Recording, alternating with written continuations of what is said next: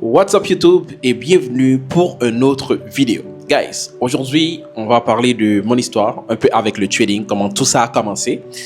Et de plus, qu'est-ce que je vais toucher, c'est que je vais vous donner quelques conseils à la fin de cette vidéo qui va vous aider dans votre trading journey, dans votre aventure de trading, ok?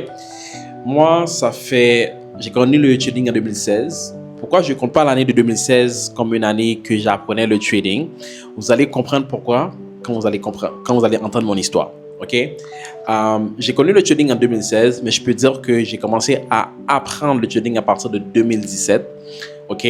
J'étais pas rentable dès le début. Ok? Donc ça m'a pris un temps d'être rentable, mais je trade depuis 2017. Donc 2026, ça va faire exactement 9 ans, ok, que je fais du trading, right? C'est une aventure, comme je le répète souvent, le trading c'est un marathon et pas une course, ok? J'ai connu le trading par travers une compagnie. Il y en a certaines personnes qui vont reconnaître. C'est une compagnie qui a commencé dans le US. Donc ça s'appelle IML, ok? Avant, au début, j'étais parmi les premiers à Montréal, ok?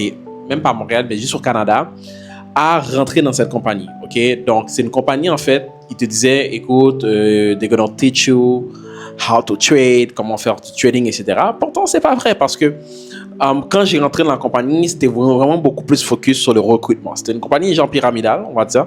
Puis moi, j'étais vraiment intéressé, just to make money. C'est pour ça que je vous dis que moi, l'entrepreneuriat, ça fait des années que je suis dedans. J'ai pas commencé l'entrepreneuriat il y a quelques années. Ça fait des années que je suis dedans, j'ai essayé beaucoup de choses. J'ai essayé cette compagnie-là, mais le trading m'a vraiment intéressé. Mais le truc, cette compagnie-là ne t'apprenait pas réellement à trade. Et c'était ça, le truc, c'est que ils te poussaient seulement à recruter des gens, etc. Ils n'étaient pas focus vraiment à t'apprendre à trade, right? So, moi, qu'est-ce que je faisais? Je recrutais des gens dans le temps, etc. Je disais qu'avec le trading, you're gonna make money. Puis le truc, qu'est-ce qui est fou dans ça, c'est que je recrutais les gens, je disais que les gens vont pouvoir faire de l'argent avec le trading. Moi-même, je ne faisais pas de l'argent avec le trading, which is crazy, right? Je connaissais rien pour moi encore dans ce temps-là, c'était du chinois, right?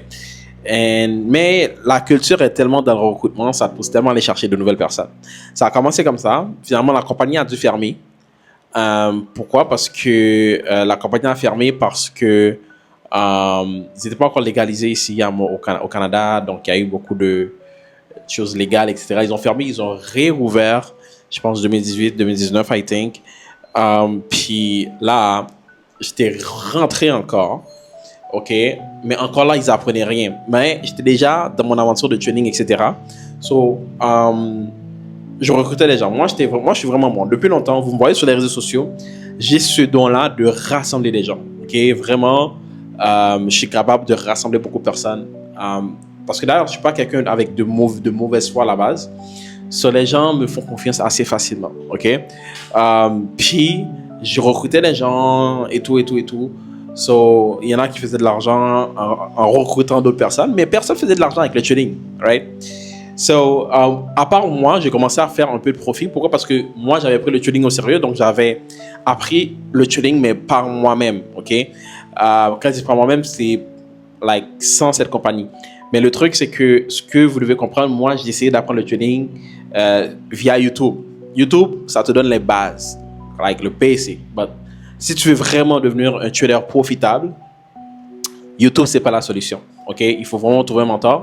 Puis moi, qu'est-ce qui m'a vraiment permis d'arriver à un niveau extraordinaire, c'est le fait que j'ai pu trouver un mentor qui a pu m'apprendre c'est quoi le trading exactement. Donc, dites-vous, il m'a donné sa stratégie, mais c'est une stratégie que moi-même que j'ai travaillé parce que j'avais déjà une base, j'avais déjà une petite stratégie que j'utilisais moi-même parce que je passais beaucoup de temps devant l'écran, guys. Je passais des heures et des heures. Je me levais à 3-4 heures du matin, je passais des heures et des heures pour regarder le marché de London. J'ai essayé la session de London, j'ai essayé la session de New York.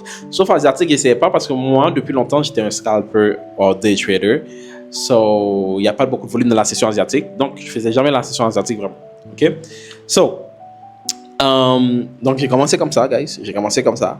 Et j'ai pris mon temps, j'ai appris, etc. Donc, maintenant, j'ai une stratégie que ça fait plusieurs années que j'ai pu laisser. J'ai backtesté, j'ai fait du live trading avec, je trade des propres firmes, etc.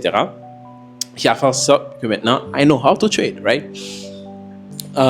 Donc,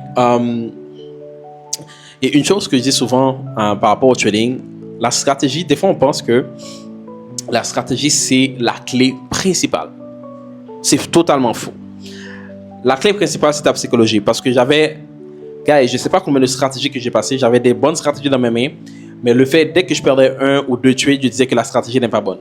C'est totalement faux, guys, ok? Donc, si tu veux vraiment devenir rentable, you have to stick to une stratégie. Parce que si tu commences à sauter de stratégie en stratégie, tu ne seras jamais rentable dans le trading, ok? Et il n'y a aucune stratégie qui est 100% rentable. Ça n'existe pas. Moi, ma stratégie, ça dépend des mois, il est entre 73% et 81%, ok? De win rate. Encore une fois, quelqu'un qui te dit chaque mois c'est toujours le même win rate, c'est impossible. Chaque mois est différent. Il y a des volumes. Le mois de décembre, par exemple, est différent des autres mois. En été, les mois, tu sais, comme c'est impossible d'avoir un win rate fixe every month. Like, tu peux faire une moyenne. Tu dis, écoute, sur une année, ça c'est allé entre 60. Moi, c'est sur une année complète. Moi, sur plusieurs années, on va bien me dire parce que je prends les années avant. Mais cette année, 2025, mon pourcentage de win rate, c'est allé entre 73 et 80%. Même les années d'avance, et ça jonglait entre ça. Right? Donc, je connais mon win rate sur plusieurs années, donc je sais que ma stratégie, c'est une stratégie rentable. Maintenant, ma stratégie maintenant, combinée, il faut avoir la bonne psychologie sur le marché. Parce que tu peux avoir une bonne stratégie, parce qu'on s'entend 73% à 80%, ça veut dire que sur 10 trades, j'en gagne 7, 8, j'en perds 2 ou 3. OK? Donc, ça veut dire que je gagne beaucoup plus que je perds des trades.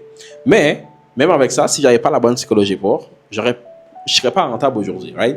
So, aujourd'hui, je peux passer des challenges, ok? Là, je vais essayer de mettre ça dans l'écran quelque part, ok? Je réussis des challenges, je passe des prop firmes, easy. Like, avant, je me rappelle, pour réussir des prop firmes, guys, it was like, guys, c'était comme, c'était crazy, j'arrivais pas à réussir des challenges, guys. Maintenant, pour réussir des challenges, it's like easy. C'est comme normal, en fait. You know? C'est mon quotidien, réussir des challenges. So, maintenant, j'ai 8 challenges réussis. Donc, j'ai 8 comptes funded à travers plusieurs propres firmes. OK? Pour ceux qui ne savent pas c'est quoi des challenges, c'est quoi des comptes propres firmes, etc., j'aurai le temps d'expliquer ça dans d'autres vidéos, c'est quoi. Mais, tu sais, j'ai pu vraiment, réussir plusieurs challenges and être funded. J'ai plus de challenges que ça. Il y en a encore, j'ai pas encore passé l'évaluation. Mais, de temps en temps, je passe sur eux, je rentre des trades, etc. pour passer les tests. Mais j'ai déjà 8 comptes. J'ai déjà financé à plus de 1,2 million de dollars, OK, US, en compte financé. D'accord? Et une chose, pour terminer cette vidéo, une chose que je vais vous dire, un conseil que je peux vous donner, c'est que pour 2026, guys, vous devez vraiment prendre le trading au sérieux. Vous devez vraiment prendre le trading au sérieux parce que aujourd'hui, c'est beaucoup plus facile et beaucoup plus rapide d'être rentable dans le trading. Pourquoi? Parce qu'aujourd'hui, tu as beaucoup plus de coachs. Tu as des coachs qui sont vraiment prêts, qui sont prêts à t'aider. Oui, tu vas les payer. OK? Don't get me wrong. OK? Il faut que tu investisses sur toi-même. Moi-même, j'ai dû investir pour que j'arrive au niveau où je suis. Et maintenant, aujourd'hui, tu n'es pas obligé d'avoir des fonds de malade pour commencer à trader. Littéralement, tu peux être financé des milliers de dollars assez facilement si tu sais trader, right? So, le step 1, c'est apprendre à trader. Puis le step 2, it's réussir des examens, réussir des comptes propres firmes. Et ils vont te donner des montants à plus de 5 chiffres, plus de 6 chiffres, ok, des comptes à 150 000, des comptes à 200 000, des comptes à 100 000, ok, dollars que tu vas pouvoir trader avec. Et une fois que tu réussis ces examens-là, chaque profit que tu vas faire, ok, tu vas pouvoir justement, encaisser cet argent-là. Donc, je vais faire une vidéo spéciale que je vais parler des propres firmes. Aujourd'hui, c'était vraiment parler un peu de moi, comment j'ai commencé le trading, parler un peu de ma rentabilité avec le trading. Comme ça, vous savez un peu mon histoire derrière ça. So, je sais qu'il y a beaucoup de personnes, ça fait des années que vous me suivez sur les réseaux. vous devez savoir, j'ai plusieurs business, right? Mais le trading, c'était mon main, ok? J'ai commencé dans le trading. C'est le trading qui m'a permis d'investir dans l'Airbnb, dans d'autres business, etc., right? Parce que ça me permet d'avoir un cash flow de fou et de malade.